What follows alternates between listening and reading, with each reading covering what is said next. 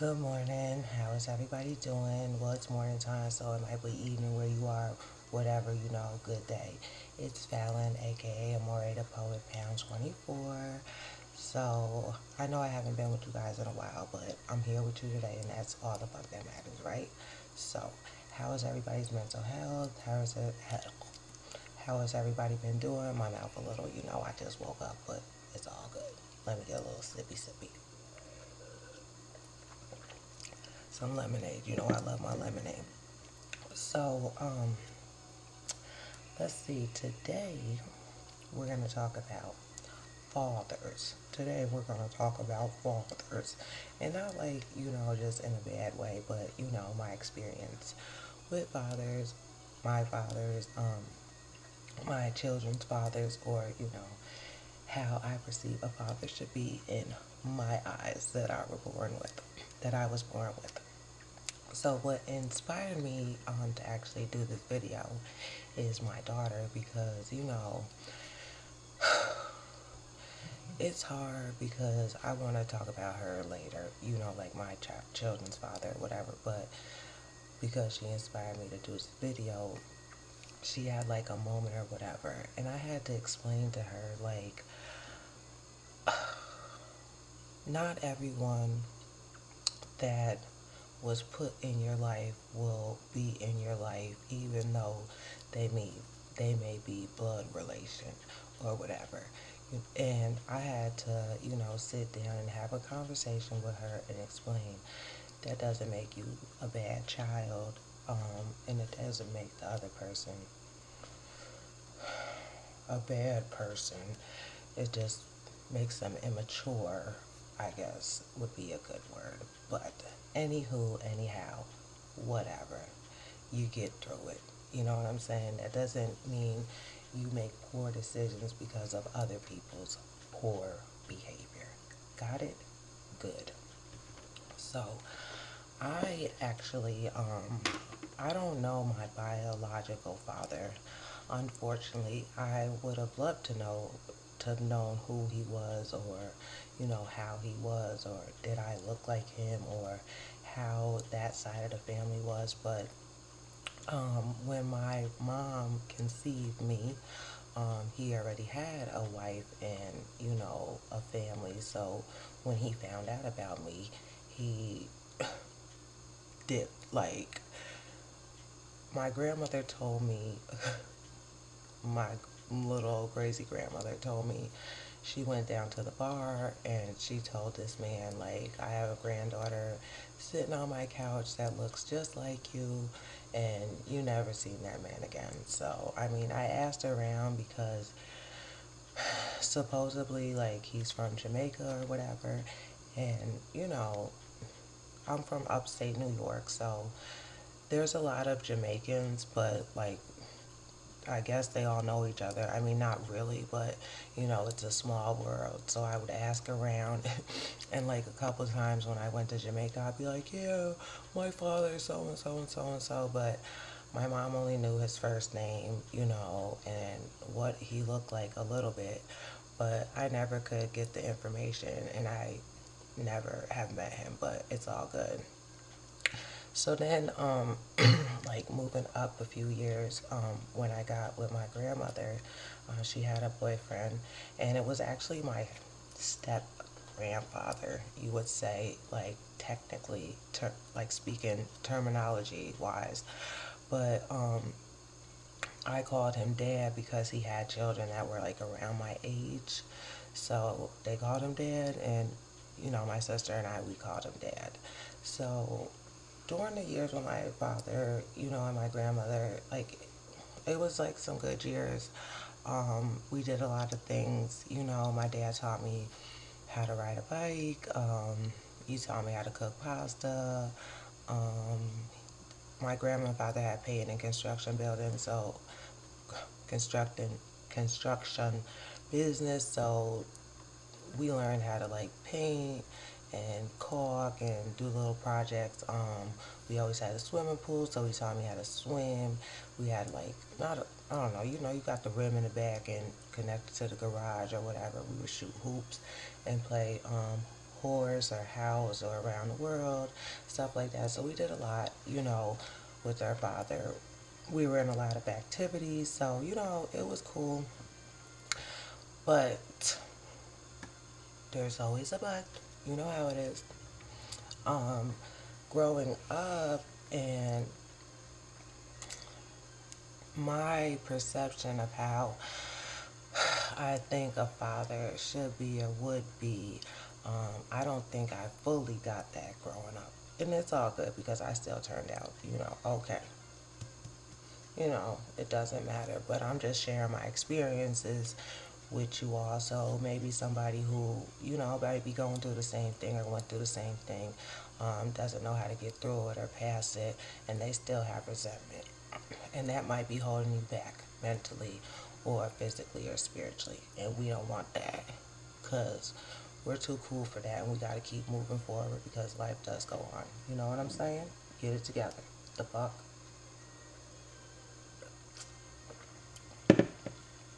So, you know, it would be times, I need my father, and I would call, and I would ask, and I would get a response that was like,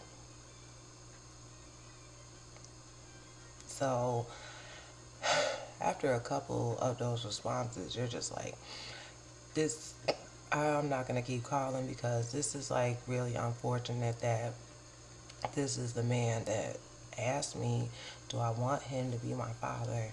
And I said, yeah, because I never had experience of having a real father. When I was in foster care from 2 to 4 years old, I lived with a married man and woman, but the man and the woman, they beat us. So, like, that father figure during that time was just very, physically abusive. So, I didn't like that kind of father either. It was just like I was getting all these different phases of fathers, and I knew what I did not want in a father. I really didn't know what a father was, but I knew what it was not. So, moving right along. Um, I started to, I moved to Chicago or whatever with my first child's father. And this was like a good father because, or even just a good man because before I even, had a child with him, he bought me my first dinner. And it wasn't like, okay, we didn't go out to a restaurant, but he was like, are you hungry? And I'm like, yeah, but I didn't have no money. I was like, I think 16 or something like that. And I didn't have any money. And I was like, I'm hungry, but yeah. He was like, okay, I'll buy you something to eat. And I'm like, you don't buy me something to eat?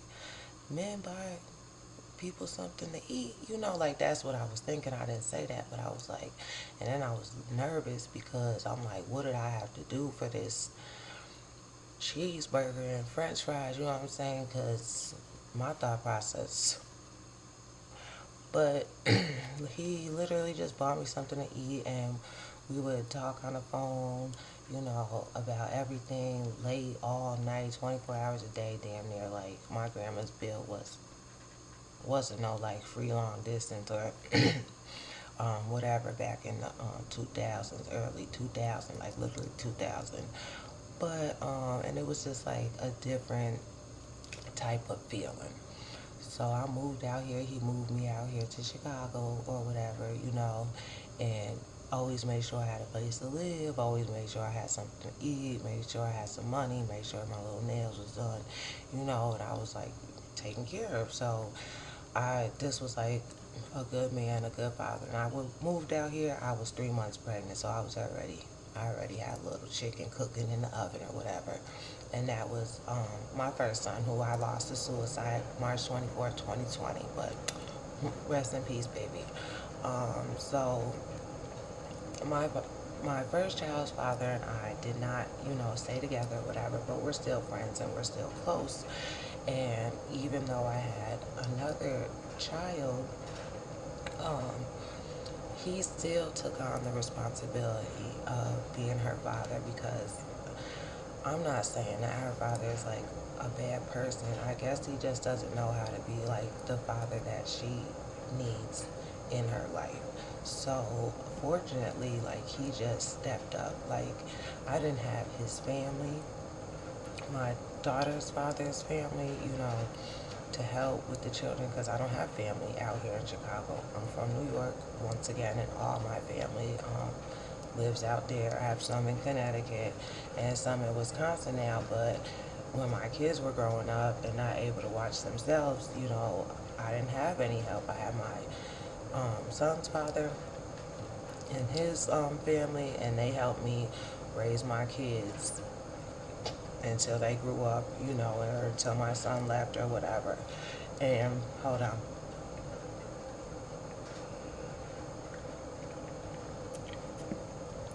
And like my son's father, he's like always there, for my daughter.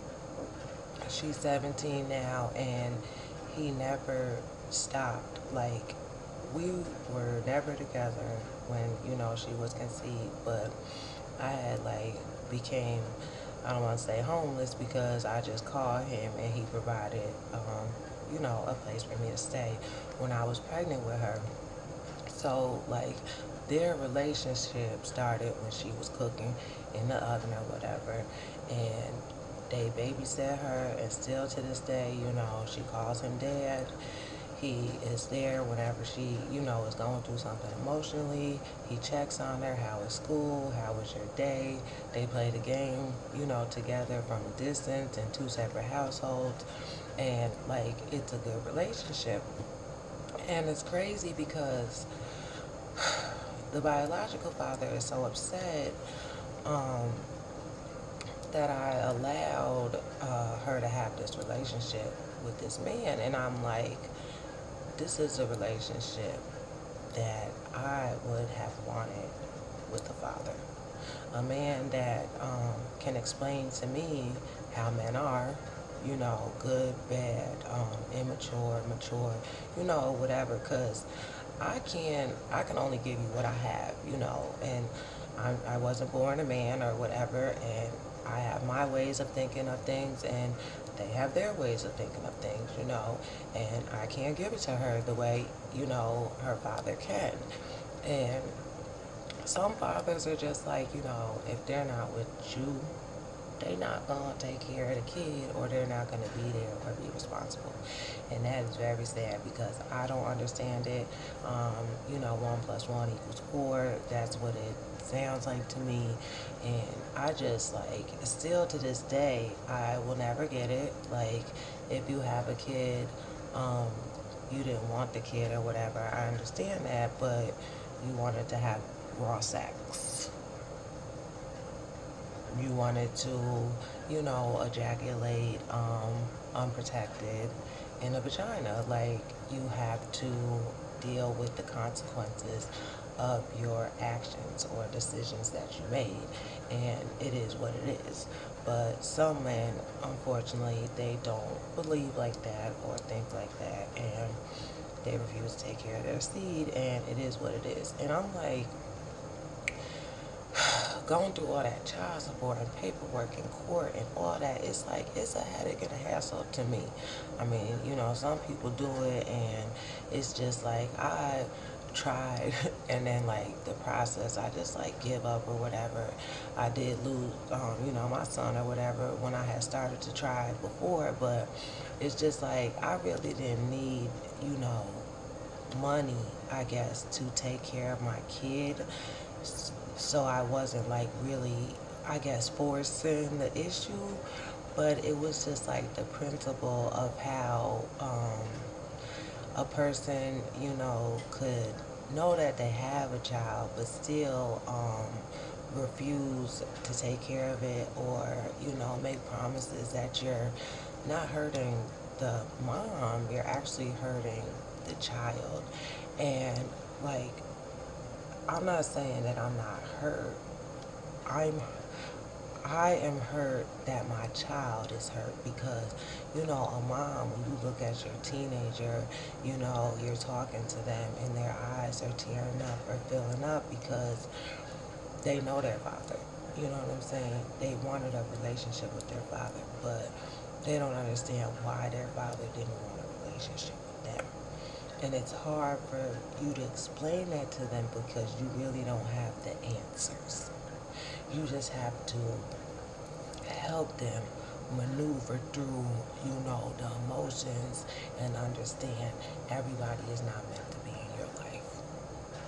It is what the fuck it is. Okay? And you just keep moving no matter what. If they come around later and you want to fuck with them, you do. And if they don't, fuck them. It's simple. Just keep it simple. But do not allow other motherfuckers' actions and behaviors to alter your good person. Okay? Because it's going to be all good. I promise. I really do promise. I mean, I swear. Look at me. You keep up with the stories, we going to be alright. The fuck together. Okay? So, let's get on with the poem. Alright?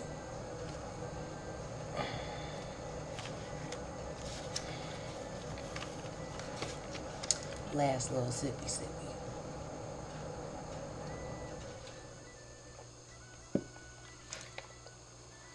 So the poem I named My Daddy. Okay, my daddy. Would you like to be my daughter and call me daddy? I was 5 years old, looking in his eyes as he pronounced those words to me. You don't have to worry because I'm here for you. I have a son and a daughter, which are your brother and sister, too. Wow. Me from a foster home to a real family? It was so exciting that I had a man who was willing to take on someone else's responsibility. From beatings every night to hugs plus kisses every morning, it was because of you that the training wheels came off and I was out there bicycling. I remember making lasagna and spaghetti in the evenings with you. As long as I had my daddy by my side, I didn't care what I had to do. 5 movies for 5 days for $5 on Wednesday night. Driving down Albany Ave in our station wagon in the passenger seat off to the right. Off-track betting was one of your specialties, or shall I say one of your hobbies. I didn't care for gambling, so I picked the long shots, and that means I'll take Blue-Eyed Robbie. Winston cigarettes in the red pack and a couple joints kept in that brown paper bag. One of your favorite lines were, kids, sometimes you can be a real drag. My daddy, I didn't care what he said or what his actions might be. I never had one, so it was something special to me. A painter and a construction worker with his own company. He taught me how to paint, caulk, spackle, sand, and use the rolling pin. Never mind washing Sesame Street. On the road to Rosendale Pool to enjoy a cookout and swimming for the day. Kick them feet, turn your head, move them arms, and that's how you taught me how to find my way. If these are the actions that came along with the daddy, I don't want to lose mine, I would have to say. It was like a fantasy being in a house with some TLC. I knew I was protected by my family, especially my newfound daddy.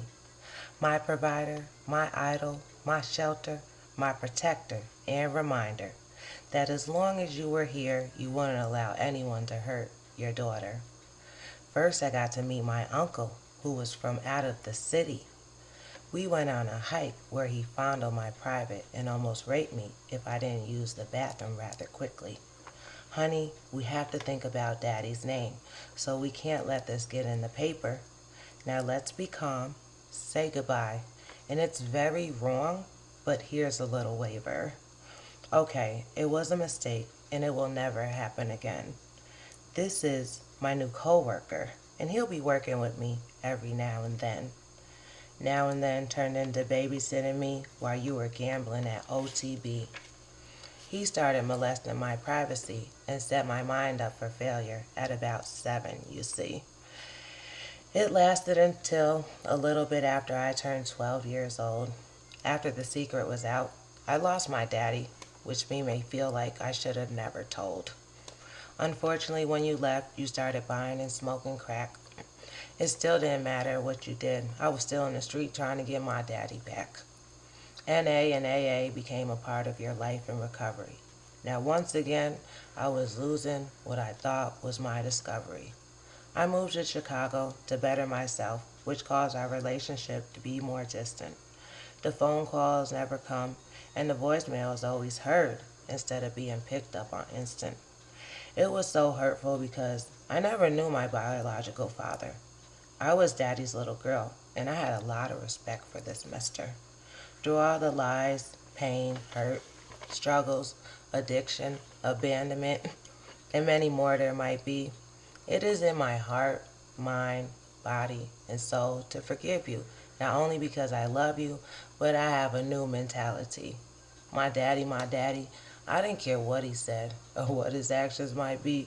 I never had one, so it was something special to me. I'm no longer a little girl. I tore down that door. What's my name? Amor'eThePoet, pound 24. That was a good one. I kind of like that one. So anyway, so those of you out there, who might be struggling with not knowing your father or not having a male figure in your life or a role model, it's okay. You know what I'm saying? You're going to be all right, okay? As long as you make, good decisions for you. You could come on YouTube, watch videos, get advice that's needed, but you don't have to give up, okay? You don't have to struggle not knowing the answers. You got the answers. You know most of the answers, You don't give yourself enough credit, okay? And those of you fathers who are out there, doing it, I tip my hat off to you, because it is hard dealing with, teenagers, and maybe you have a crazy baby mama or whatever. I don't know. It's all good though, but you're still taking care of your child.